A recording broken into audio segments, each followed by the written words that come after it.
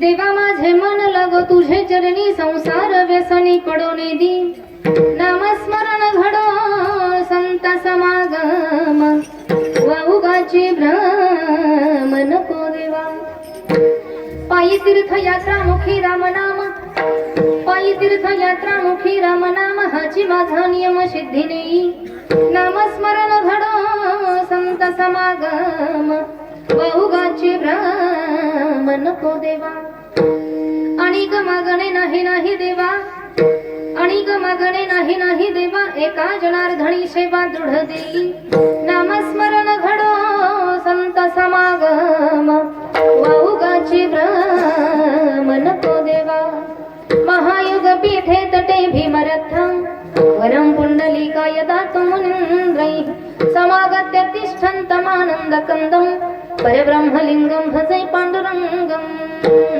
पांडुरंगकारो कथमान मान पांडुरंगकारो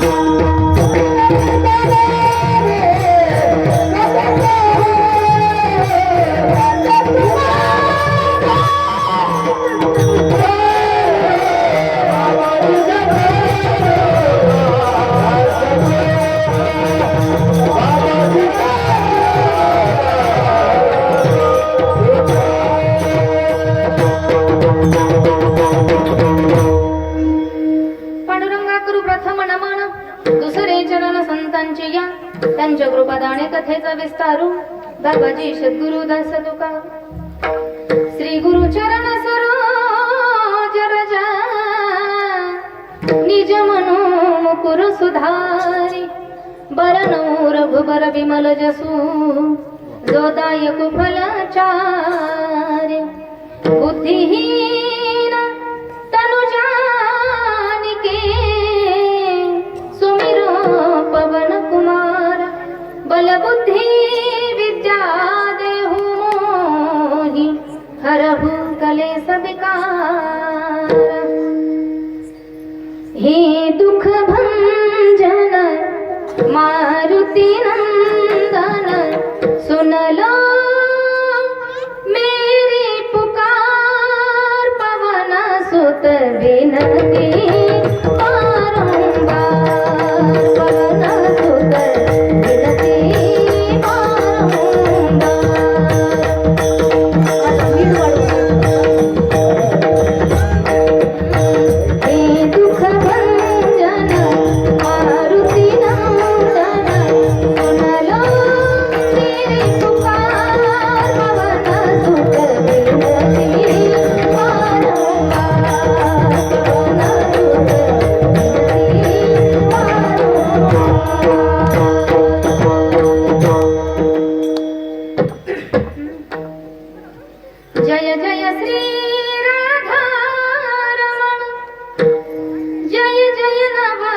किशोर जय गोपी चित्त चोर प्रभु जय जय माखन चोर दयांचे केल्या स्मरण होय सकळ गीतांचे अधिकरण त्याची बंधू श्री चरण श्री गुरूंचे ते नमस्कार आता ओम नमो ज्ञानेश्वरा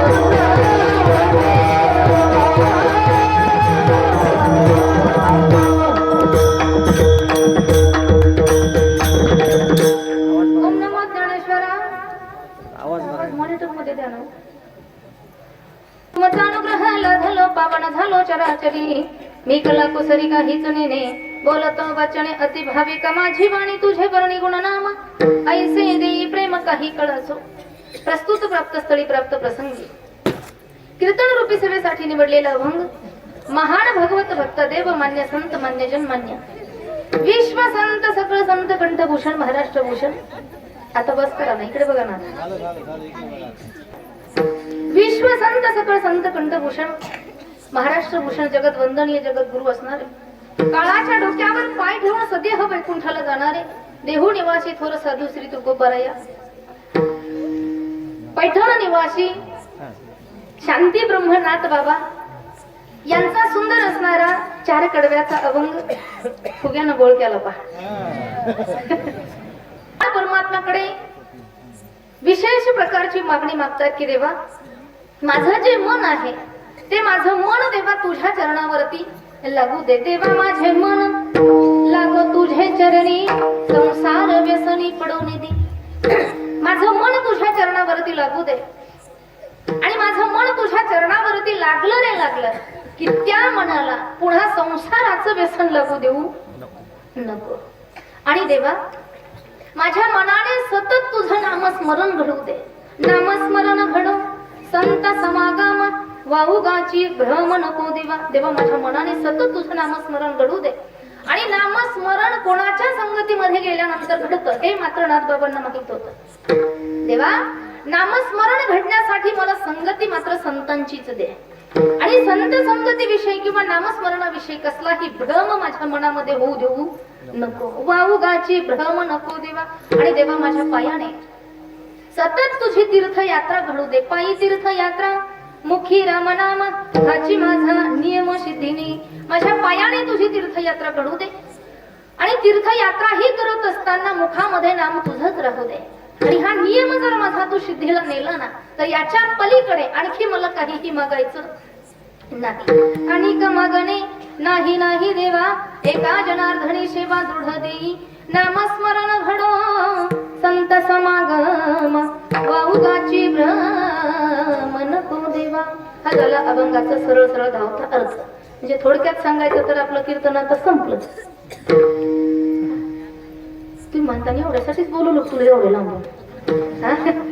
अभंगाचा सरळ शब्दाचा अर्थ मी तुमच्या समोर सांगितलेला आहे. थोडक्यात सांगायचं तर या झाल्या ठळक ठळक. हे पाठच झालं आपल्या बरोबर. ठळक बातम्या झाल्या. अभंगाचा सरळ शब्दाचा अर्थ मी तुमच्या समोर सांगितलेला आहे. आणि उरलेला जो काही वेळ आहे त्यामध्ये भावार्थ पाहण्याचा प्रयत्न करूया. अभंगाचा सरळ भावही का सांगितला जातो आणि नंतर भावार्थही का सांगितला जातो त्याचं कारण आहे. कारण माझे गुरुजी नेहमी सांगायचे की कीर्तनकाराने कीर्तन करत असताना 2 जबाबदारीचं पालन केलं पाहिजे. पहिली जबाबदारी कीर्तनकाराची आहे की कीर्तनासाठी जो निवडलेला अभंग आहे तो अभंग सोडूनही जायचं नाही. कीर्तनकाराने बघा पहिली जबाबदारी कीर्तनकाराची. निवडलेला जो अभंग आहे तो अभंग सोडूनही जायचं नाही आणि जो अभंग निवडलाय ना तो अभंग सोडवल्याशिवायही जायचं नाही. आता हे बरेच वेळेला डोक्यावरून जातं बरं तुम्हाला. अभंग असं कसं बोलतात आई तुम्ही? अभंग सोडूनही जायचं नाही आणि सोडवल्याशिवायही जायचं नाही. थोडक्यात समजून सांगते मी तुम्हाला, लक्ष द्या. अभंग सोडून जायचं नाही याचा अर्थ असा आहे की जो अभंग कीर्तनासाठी निवडलाय त्या अभंगाचं चिंतन सोडून बाहेरच्या गप्पा इथे मारायच्या नाही. कीर्तनकाराची जबाबदारी आहे, पहिली जबाबदारी आहे. अभंग सोडून बाजूला जायचं नाही. आणि दुसरी जबाबदारी अभंग सोडवल्याशिवाय. त्याचा अर्थ असा आहे की वेळेअभावी पूर्ण अभंगाचा भावार्थ नाही सांगता आला किंवा नाही सांगणं झालं हरकत नाही, पण अभंगाचा सरळ शब्दशः अर्थ तरी, अभंगाचा सरळ भाव तरी सांगितल्याशिवाय, अर्थात अभंग सोडवल्याशिवाय जायचं नाही. पटलं तुम्हाला? आता एका मुद्द्याचं स्पष्टीकरण देऊन मी पुढे चालणार आहे. अभंगाचा सरळ भाव मी तुमच्या समोर सांगितला आणि उरलेला जो वेळ आहे त्यामध्ये अभंगाचा भावार्थ पाहण्याचा प्रयत्न करूया.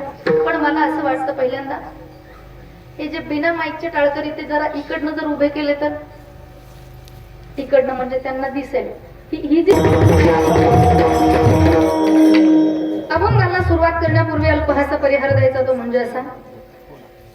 महाराष्ट्राचे राजा छत्रपती शिवाजी महाराज यांच्या जयंती निमित्ताने व पुण्यश्लोक अहिल्यादेवी होळकर यांच्या जयंती निमित्ताने चालत असणारा आपला हा अखंड हरिनाम सप्ताह वर्ष 9वे. त्यामध्ये श्रीमद भागवत कथा ज्ञानयज्ञ सोहळा, ग्रंथराज ज्ञानेश्वरी पारायण, ज्यांच्या मुखातून आपण भागवत कथा श्रवण करत आहात असे हरिभक्त पारायण भागवताचार्य नारायणजी महाराज पळसकर, पालमकर होत कधी कधी वयामानानं वगैरे. नारायण महाराज पालमकर यांच्या सुमुखातून आपण या ठिकाणी भागवत कथा ही श्रवण करत आहात. आदरणीय वैकुंठवासी श्री संत मोतीराम महाराज व गुरुवर्य श्री संत वैकुंठवासी मारुतराव महाराज दस्तापूरकर यांच्या कृपा आशीर्वादाने व सर्व ग्रामस्थ मंडळ यांच्या सहकार्याने चालत असणारा आपला हा अखंड हरिनाम सप्ताह आणि त्या सप्ताहातील आजची 7व्या दिवसाची कीर्तन रूपी सेवा. सर्व ग्रामस्थ मंडळ, सर्व सप्ताह कमिटी सर्वांच्या वतीने ही सेवा माझ्या वाट्याला आली. ज्यांच्या माध्यमातून ही सेवा माझ्या वाट्याला आली असे महाराष्ट्रातील ख्यातनाम मृदंगाचार्य हरिभक्त परायण कुरे महाराज, नाव शेनगावचे कुरे महाराज, त्यांनी फोन केला मला. हा आता ज्यांनी रोजंदारी दिली त्यांचं नाव सांगावं लागेल. त्या कुरे महाराजांनी फोन केला आणि त्यामुळे आजची रोजंदारी मिळाली आहे. हा कुरे महाराजांनाही धन्यवाद आहेत. आणि जे यजमान आहेत आजच्या कार्यक्रमाचे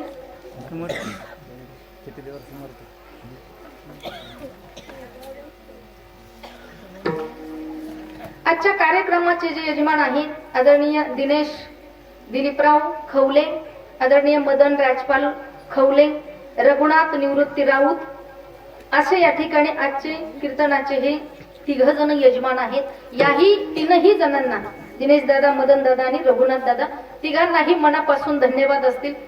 कारण या तिघांनाही धन्यवाद का आणि कुरे महाराजांनाही धन्यवाद का त्याचं कारण सांगेल मी तुम्हाला. त्यामध्ये आमच्या माऊली दादा इंगळे, बरोबर, माऊली दादा इंगळेंनीही फोनवरती संपर्क केला. कुरे महाराज असतील, माऊली दादा असतील, यांनाही धन्यवाद. आणि हे 3 जे आता नाव सांगितले मी यजमान त्यांना सुद्धा कोटी कोटी धन्यवाद आहेत. बरं तुम्ही म्हणाल या दोघांनाही धन्यवाद आणि या 3घांनाही धन्यवाद. कारण सांगते मी तुम्हाला. या दोघांनी फोन रातची रोजंदारी मिळवून दिली आणि हे जे 3 नावं सांगितलेत ना हे 11 वाजता पगार करणार आहे की नाही. म्हणजे रोजाने लावणारे जेवढे महत्वाचे आहेत तेवढेच पगार करणारे सुद्धा महत्वाचे असतात ना. आता हे 3 कुठे बसलेत मला माहित नाही. कोण कोण आहेत ते 3 जण वर हात करा जरा. जे यजमान आहेत आजचे. हा एक आहे. आणखी 2 जाऊ दे एक तर आहेत ना. त्यांना गाठलं म्हणजे ते बरोबर त्या दोघांना फोन करतात. चला त्याच्या ऐन वेळेला कुठे शोधत बसावं पुन्हा नाही का. सुंदर असा वातावरण आहे. पवित्र वातावरणामध्ये भगवत चिंतन आपण पाहणार आहोत. सर्व ग्रामस्थ मंडळ त्यामध्ये व्यवस्थापक जय शिवराय मित्र मंडळ, राजे मल्हारराव मित्र मंडळ, श्री संत सावता मित्र मंडळ, जय संताजी बुवा प्रतिष्ठान बोरवण बुद्रुक. सर्व तरुण मंडळाचंही खूप मोलाचं असं सहकार्य आपल्या या कार्यक्रमामध्ये आहे. सर्व ग्रामस्थ मंडळ, परिसरातून आलेले भाविक भक्त आणि कार्यक्रमासाठी सुंदर अशी ज्यांची गोड अशी मृदंगाची साथ आहे.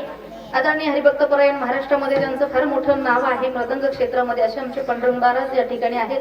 त्याचप्रमाणे अतिशय गोड ज्यांचं वादन आहे हरिभक्तपरायण गजाननजी महाराज. आता भेट झालेली बरं का बऱ्याच वेळेला, आपण नाव लक्षात राहिलं नाही माझ्या. गजानन महाराज ही गोड अशी मृदंगाची साथ. अर्थात दोघंही मृदंगाचार्य अगदी पोषक आणि एकमेकांना घेऊन सोबत साथ करतात हे बरं आहे. आणि ही पार्टी समोरच पाहिजे बरं का. तेव्हा पुढची पिढी आपली व्यवस्थित राहील. सप्ताह आपला चालू राहील पुढं. हे जर पुढे असले तर, नाहीतर हे जर घरी झोपले ना मग ह्याला सांगावं लागेल सप्ताह कसा असतो नाही का, मृदंग कसा असतो, टाळ कसा असतो.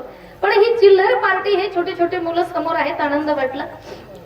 सर्व ग्रामस्थ मंडळ गाण्याची ही सुंदर अशी साथ आहे बघा. आता मला नाव तुम्ही तिकडून सांगा, मी इकडं सांगते. अगदी सर्वच भजनी मंडळ आणि विशेष म्हणजे समजदार आहेत बरं का. हा नाहीतर एखादं नाव गोड अशी. सगळेच माझ्यापेक्षा ज्ञानानं वयाने तपानं अधिकारानं तुम्ही सर्वजण श्रेष्ठ आहात. सर्वांचे मनापासून या ठिकाणी धन्यवाद आहेत. विणा घेऊन आमच्या मीराबाई समान आमच्या आई साहेब या ठिकाणी उपस्थित आहेत. त्यांनाही मनापासून धन्यवाद. आणि अगदी वारकरी पोशाखामध्ये अगदी महाराष्ट्रीयन पोशाख आहे बरं का. गंध भस्म वगैरे साडी व्यवस्थित सगळं. आणि हे असंच असलं पाहिजे. विनेकरी हे वारकरी पोशाखात, मग ते पुरुष असो या महिला असो, वारकरी पोशाखामध्ये असले पाहिजे. संप्रदायाला शोभेल असा त्यांचा पोशाख असला पाहिजे. कारण विनेकऱ्याची ही फार महत्वाची भूमिका असते कीर्तनामध्ये. जबाबदारीचं ठिकाण येते. काय जबाबदारी विनेकऱ्याची सांगेल मी, लक्ष देऊ नये का. विनेकऱ्यांची जबाबदारी आहे. जर चालू कीर्तनामध्ये अर्ध्या कीर्तनात जर कीर्तनकाराचंच काही बरं वाईट झालंच, तसं मरणार नाही मी एवढ्या लवकर, पण समजा जर चालू कीर्तनामध्ये कीर्तनकाराचंच काही बरं वाईट जर झालंच तर राहिलेलं अर्ध कीर्तन विनेकऱ्याला येऊन करावं लागतं. जमल का मावशी? मावशी म्हणते मी करते पण तू मर आधी. गोड असं नियोजन आहे. सर्व टाळकरी मंडळींना मनापासून धन्यवाद आहे. साऊंड सिस्टम ही छान आहे बरं का. छान सिस्टम आहे. सिस्टम वाल्या दादांनाही घारेश्वर मंडप नाही का गोड असा मंडप सिस्टम आहे. त्यांनाही मनापासून धन्यवाद आहे. तुम्ही सर्व श्रोते सज्जन माईबाप तरुण मंडळ महिला भगिनी सर्वांचे मनापासून या ठिकाणी धन्यवाद व्यक्त करते. आता समोर बसलेल्यांपैकी ही सगळेच जण अधिकारी महात्मे आहात. हरिभक्तपरायण राम महाराज बोरून गावातले राम महाराज या ठिकाणी आहेत. बाबा ही श्रवणासाठी बसलेले, त्यांनाही मनापासून धन्यवाद आहेत. आणि ज्यांनी मला इथपर्यंत आणून पोहोचत केलं. माझ्या प्रपंचामध्ये आणि माझ्या परमार्थामध्ये दोनही क्षेत्रामध्ये मला भरभरून ज्यांचं सहकार्य लाभलेलं आहे असे माझे पतिदेव मापारी महाराज तेही या ठिकाणी उपस्थित आहेत. त्यांनाही मनापासून धन्यवाद. एकदा त्यांच्यासाठी टाळी वाजवा. माझ्यासाठी नाही झाली तरी चालेल. खूप गोड असं त्यांचं ही सहकार्य आहे. त्यांनाही मनापासून धन्यवाद आहेत. आता मावशांनो, तुमच्या मनात एकच विचार असत, मालक आहेत बा सोबत पण नेमके कुठे बसले असते, नेमके कोणते असतील. काळजी करू नका. पांडुरंग महाराजांच्या बाजूला जे बसले कॅमेऱ्यामध्ये कीर्तन शूट करतायत ते माझे मालक आहेत. आता दिसले ना, सगळ्यांना कळलं ना. आता कीर्तनात लक्ष द्या. विठ्ठला विठ्ठला.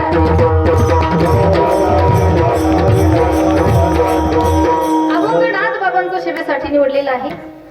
आणि या अभंगाद्वारे नाथ बाबा भगवान परमात्म्याकडे मागणी मागतात. कारण का आजचा दिवस हा जागराचा दिवस आहे आपल्या सप्ताहामधला. आणि सप्ताह म्हटला की पहिल्या दिवसाचं कीर्तनकार, जागराच्या दिवसाचा कीर्तनकार आणि काल्याच्या दिवसाचा कीर्तनकार हे बांधलेले असतात. कशाने? सोलानं वगैरे नाही. तू म्हणताना बांधलेले म्हणते, हिला तर कुठं बांधलेलं दिसत नाही. चराठाने वगैरे बांधलेलं नाही, तर एक वारकरी संप्रदायाची पद्धती आहे, एक शिष्टाचार आहे की पहिला दिवस जर कीर्तनाचा असेल तर नामपर प्रकरणातील अभंग असला पाहिजे. 7वा दिवस जर असेल तर मागणी भगवंताकडे मागितली पाहिजे. आणि 8व्या दिवसामध्ये काल्याचा प्रसंग पण सांगितला पाहिजे. ही वारकरी संप्रदायाची पद्धती असल्यामुळे आज हा मागणीपर प्रकरणातील अभंग नाथबाबांचा सेवेसाठी निवडलेला आहे. नाथबाबांचा अधिकार जर आपण पाहिला तर फार मोठा अधिकार नाथबाबांचा आहे. ज्या काळालाही नाथबाबांनी 3 वेळेला परत पाठवलं. अगदी थोडक्यात सांगते, लक्ष देऊ नये का. जेव्हा पहिल्यांदा नाथबाबांनी देह ठेवला, चौघाच्या खांद्यावरती जेव्हा नाथबाबा निघाले, तेव्हा एक बाई पहिल्यांदा आपल्या मुलीला वाटी लावत होती. आणि ती बाई विचार करू लागली, या बाबाला आजच मरायचं होतं का? पहिल्यांदा मी माझ्या मुलीला वाटी लावते आणि ह्या बाबाचं प्रेत चाललं. हे ऐकलं नाथबाबांनी. नाथबाबा उठून बसले. कुठं? तुम्ही झोपले तर नाही ना? कुठं उठून बसले? चौघांच्या खांद्यावर उठून बसले. म्हटले, बाई तू आज तुझ्या मुलीला वाटी लाव, मी नंतर कधीतरी मरतो. हे आपल्याला नाही जमणार. नाथबाबांनी मरण कॅन्सल केलं, उठून परत घरी आले. परत काही दिवसानंतर नाथबाबांनी देह ठेवला. तेव्हाही 4 जण खांद्यावर घेऊन निघाले. तेव्हाही जे खांदेकरी होते ना, त्यामध्ये 2 सोयरे असतात आणि 2 भावकी असतात. असंच असतं ना तुमच्याकडे? कसं आहे? बोला ना राव, कमरतच नाहीत माणसं तुमच्याकडे. 2 सोयरे आणि 2 भावकी असंच असतात ना? नक्की ना? हा, कारण मला नक्की माहित नाही, मला अजून खांदेकरी झालंच नाही कोणी. असं रस्त्यावर लांब आहे का आपल्याकडे? सहज विनोद कळायला पाहिजे बरं का. मी ठरवून विनोद करणार नाही, सहज विनोद कळायला पाहिजे. नाहीतर कधी कधी कीर्तनात सांगितलेलं विनोद तिकडे फाट्यावर गेल्यावर कळतो लोकायला. सहज लक्ष असलं तर सहज विनोद कळतो. चौघाच्या खांद्यावर जात असताना जे भावकीचे 2 माणसं होते ना, त्यांच्यात कुजबूज चालू झाली. ते म्हटले, अरे हा महाराज नेहमी सतत त्या ठिकाणी वारकरी माळकरी महाराज मंडळी यांच्यातच याचं उठणं बसणं होतं. आज आले का ते माळकरी त्याला न्यायला? शेवटी भावकीच्याच खांद्यावर जावं लागलं की नाही? कुजबूज चालू होती भावकीची. नाथबाबांच्या लक्षात आलं आणि नाथबाबा पुन्हा उठून बसले. म्हणलं, भावकी ठेवा म्हणे खाली, मला तुमच्याही खांद्यावर जायचं नाही. मग तिसऱ्यांदा जेव्हा झरझर चालत स्वतः चालत गोदावरी मध्ये गेले आणि जलसमाधी नाथबाबांनी घेतली. हा अधिकार काळालाही ज्यांनी 2 वेळेला वापस पाठवलं, हा अधिकार नाथबाबांचा आहे. एवढंच नव्हे तर काळाचा जो बाप आहे भगवान परमात्मा, तो भगवान परमात्मा 36 वर्ष नाथबाबांच्या घरी काम केलं भगवंतानी. द्वारकेची मूर्त एकनाथा घरी,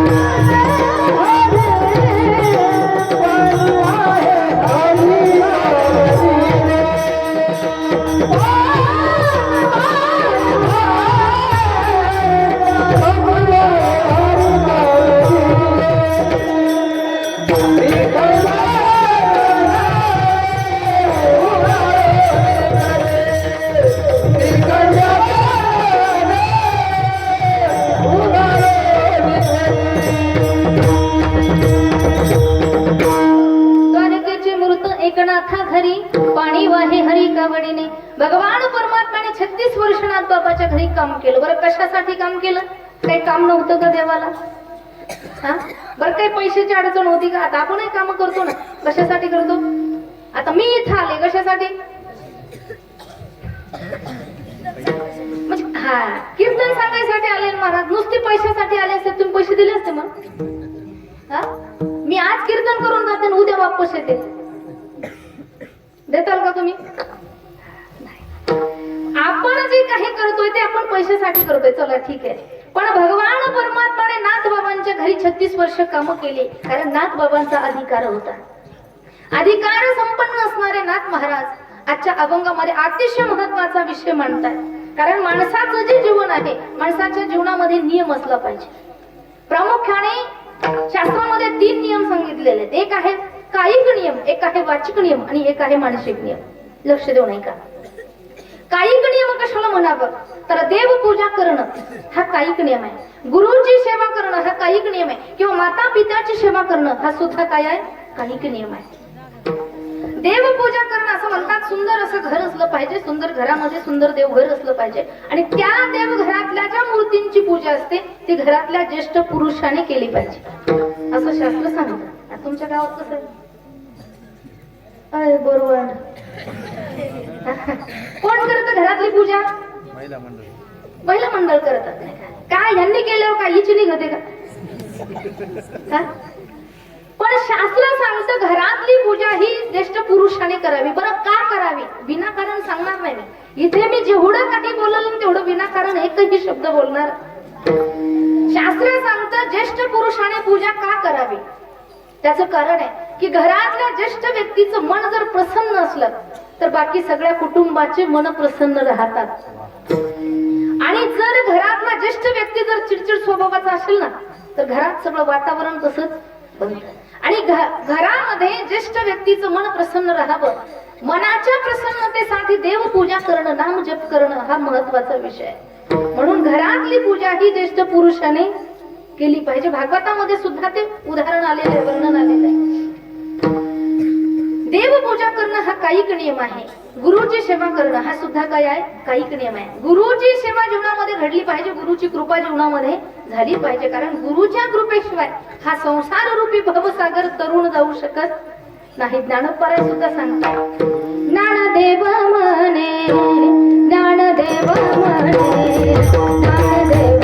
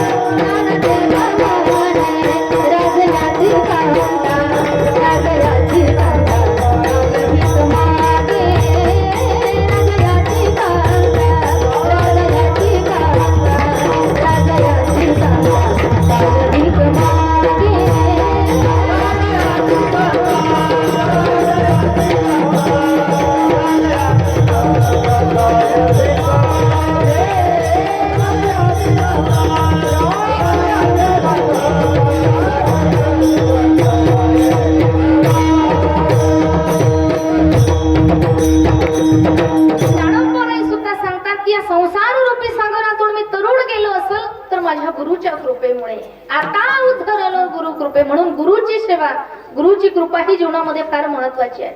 आणि माता पित्याची सेवा करणं हा सुद्धा कायिक नियम आहे, शास्त्रामध्ये वर्णन आहे. सांगेल मी, माता पित्याची सेवा करणं हा कायिक नियम आहे की जी आज आपल्याला नकोशी वाटते. आज माय बापाची सेवा करायला वाटते का? करावीशी वाटते का आपल्याला? नाही. पण सांगेल मी, लक्ष देऊ नाही का, एखाद्या वेळेला भगवान परमात्म्याची सेवा नाही केली तरी चालेल. लक्ष द्या. आणि पटलं तर बघा, देवाची सेवा नाही केली तरी चालेल, मंदिरात तुम्ही नाही गेला तरी चालेल, म्हणजे घरात जे तुमचं दैवत आहे मातृ पितृ जे माता पिताचे दैवत आहे, सांगेल गड्या मी एखाद वेळेला देवाची सेवा केल्यानंतर माईबाप भेटतील की नाही सांगता येत नाही. लक्ष द्या, देवाची सेवा केल्यानंतर माईबाप भेटतील की नाही सांगता येत नाही गड्या, पण माय बापाची जर सेवा केली ना तो भगवान परमात्मा भेटल्याशिवाय येतो. तो दर्शन देण्यासाठी येतो. पुंडलिक महाराजांचं सुंदर उदाहरण आहे, जगप्रसिद्ध उदाहरण आहे. पुंडलिक महाराजांना भेटण्यासाठी भगवान परमात्मा आले. काय कुठली सेवा केली होती? कुठे तप साधना जाऊन केली होती का? नाही, फक्त माई बापाची सेवा केली. आणि माई बापाच्या सेवेचं फळ म्हणून स्वतः भगवान परमात्मा पुंडलिकाच्या भावार्था गोकुळी मुनी झाला येतात. हा आई वडिलांच्या सेवेचा प्रभाव आहे. म्हणून आई वडिलांची सेवा सुद्धा केली पाहिजे. कारण माई बापाचेही अनेक प्रकारचे कष्ट आपल्यासाठी त्यांचे कष्ट झालेले असतात. त्यांनी जीवन झिजवलेलं असतं आपल्या मुलांसाठी. सांगेल मी, लक्ष देऊ नाही का? आईचं जे प्रेम असतं मुलावर, अनेक ठिकाणी आपण पाहतो आईचं जे प्रेम आहे. अनेक कविकारांनीही कवितेच्या माध्यमातून आईचं प्रेम सांगितलंय आपल्याला की आई माझी मायेचा सागर दिला तिने जीवना आकार. अनेक प्रकारचे उपकार आईचेही आपल्यावरती असतात, त्याचीही जाण आपण ठेवली पाहिजे. पण आईपेक्षाही कैक पट्टीने जास्त प्रेम असतं ते बापाचं आपल्या मुलावर असतं. फक्त फरक एवढाच आहे, आईचं प्रेम आपल्याला दिसतं आणि बापाचं प्रेम मात्र आपल्याला दिसत नसतं. पण कधीतरी त्या बापाचेही कष्ट आपण जाणून घेतले पाहिजे. त्या बापाचंही अंतकरण कधीतरी मुलांनी जाणून घेतलं पाहिजे. पण बापाचं अंतकरण जाणून घेणं तेवढी सोपी गोष्ट नाही. बाप कारण नारळासारखा आहे. वरून बाप रागीट दिसतो, कडक दिसतो, पण आतमध्ये ज्याचं ते अंतकरण आहे ना ते मऊ, अगदी लोण्याप्रमाणे मऊ असतं. बाप सुद्धा आपण समजून घेतला पाहिजे. पण तो अवघड आहे, तो सोपा नाहीये. लई अवघड हाय गड्या उमगाया बापर, उमगाया बापर, उरामती माया त्याच्या काळ्या मेघवानी, दाखवी ना कधी कुणा डोळ्यातल पाणी, उरामती माया त्याच्या काळ्या मेघवानी, दाखवी ना कधी कुणा डोळ्यातल पाणी. झिजू झिजू संसाराचा गाडा हाकला, मोठा मंदी हसू जरी कणा वाकला, घडीभर तू थांब जरा ऐक त्याची धापर, लई अवघड हाय गड्या उमगाया बापर, उमगाया बापर, लई अवघड हाय गड्या उमगाया बापर, उमगाया बापर. त्या बापाचेही कष्ट आपण कधीतरी जाणून घेतले पाहिजे आणि त्या बापाचंही प्रेम आपण समजून घेतलं पाहिजे. आई वडिलांची सेवा आपण केली पाहिजे. आई वडिलांची सेवा करणं हा कायिक नियम आहे. आता वाचिक नियम कशाला म्हणतात? तर वाचिक नियम तो आहे की माणसाचं जे बोलणं असतं ते माणसाचं बोलणं हे खरंही असावं आणि गोडही असावं. बोलणं खरंही असावं आणि गोडही असावं. माऊली ज्ञानोबा सांगतात की साच आणि मावळ मी तुले आणि रसाळ, शब्द जैसे कल्होळ अमृताचे. बोलणं कसं असावं माणसाचं? ते गोडही असावं आणि खरंही असावं. पण व्यवहारामध्ये जो माणूस खरा बोलतो तो पटतो का लोकांना? जे बोलणं खरं असताना ते गोड लागत नाही. हा कलियुगाचा नियम आहे. आणि जे खोटं आहे ते गोड लागतं. लटिके ते पचे रुचे, साच कोणाही न पचे. संत महात्मे सांगतात जे खोटं बोलणं असताना ते गोड वाटतं आपल्याला कानाला, पण संत महात्मे सांगतात बोलणं हे गोडही असावं आणि ते खरंही असावं. बोलणं गोड असलं पाहिजे माणसाचं. समोरच्यांनी बोलल्याच्या नंतर समोरच्याला ऐकतच राहावं असं वाटलं पाहिजे. ऐकत राहावं असं वाटलं पाहिजे. असं बोलणं असलं पाहिजे. नाहीतर कधी कधी लोक खर्च खूप करतात, खूप खर्च करतात, पण बोलण्याने नसावं. एका ठिकाणी आम्ही जेवणासाठी बसलो आणि कीर्तन संपल्यानंतर जेवायला बसलो होतो. सुंदर असं ताट लावलेलं होतं जेवणाचं. जसं की आजही सुंदर जेवण झाले बरं का. कोणाकडे? आपल्याकडे झाले का? हा? मोतीराम भाऊ खवले. मोतीराम भाऊंच्या घरी सुंदर जेवण झाले बरं का, गोड जेवण झाले. असं जेवण सुंदर ताट वाढलं त्या माणसाने आणि समोर खुर्ची टाकून बसला तो घर मालक. मी कशासाठी सांगते? खर्च करतात पण बोलण्याने नाचवतात, याच्यासाठी सांगते, लक्ष द्या. सुंदर असं पात्र लावलं जेवणाचं. आम्ही जेवायला बसलो, खुर्ची टाकून असा घर मालक बाजूला बसला आणि बायकोला आवाज देऊन सांगू लागला, ए बड्याची माय. असंच का तुमच्याकडे? का ब्रह्मचारी तुम्ही सगळे? नाही ना? आण म्हणे काय गरम गरम पोळी भाजी भात वरण काय काय असेल आण म्हणे गरम गरम वाढ यांना तरी पुढं भेटत आहे. काय म्हणलं ते? यांना तरी पुढं. आता म्हणलं जे भाऊ मला जे भेटत होते कोणालाच भेटत नाही. आता तेवढ्या शब्दामुळे एवढा राग आला महाराज मला, असं वाटलं जेवूच नाही, ताटावरून उठून जावं पण उठता येईना. कीर्तन संपल्यावर जेवण करत होतो, पाकिट त्याच्यात खिशात होतं. याच्या घरून जर अर्ध्या जेवणात उठून जावं तरी पाकिट द्यायचं नाही. कसं तरी जेवण केलं. मला सांगायचं भाव यायचंच आहे की लोक खर्च खूप करतात पण बोलल्याने नाचवतात. पण बोलणं माणसाचं गोड असलं पाहिजे, हा वाचिक नियम आहे.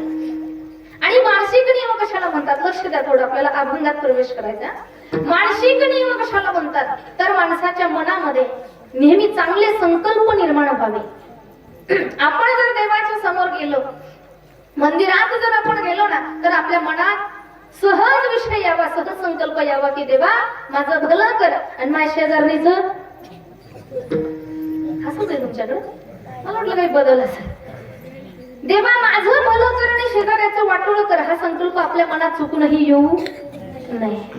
आपण देवासमोर गेल्यानंतर आपल्या मनात संकल्प यावा, देवा अगोदर सगळ्यांचं भलं कर आणि नंतर माझं भलं कर. चांगले संकल्प मनात निर्माण झाले पाहिजे. आणि चांगले संकल्प मनात निर्माण होण्यासाठी मनामध्ये सतत भगवत चिंतन असावं लागतं. मनामध्ये सतत भगवंताचं भजन चिंतन असावं लागतं. आणि मनामध्ये भजन चालण्यासाठी मन हे स्थिर असावं. तुम्हाला कीर्तन कळायला लागलं ना का डोक्यावरून चाललंय? नाही तसं काय असेल तर मग कॅसेट पलटी करायला मला. मनामध्ये चांगले संकल्प निर्माण होण्यासाठी भजन असावं लागतं आणि मनाने भजन होण्यासाठी मन हे स्थिर असावं लागतं. उदाहरणार्थ आपल्याला पाण्यामध्ये प्रतिबिंब पाहायचंय तर पाणी स्थिर असावं लागतं का ढवळलेलं? हा बोलत चला. स्थिर पाणी जर असेल तर प्रतिबिंब दिसतं. तसं मन जर स्थिर असेल तर त्याच्याने भजन होऊ शकतं. आणि मन असं आहे महाराज ते कुठेही स्थिर होत नाही. मन कुठेच स्थिर होत नाही हे नाथबाबांना माहित होतं. म्हणून नाथबाबा सांगतात तेव्हा माझं जे मन आहे ते तुझ्या चरणावर लागू दे. पहिलं चरण तुझ्या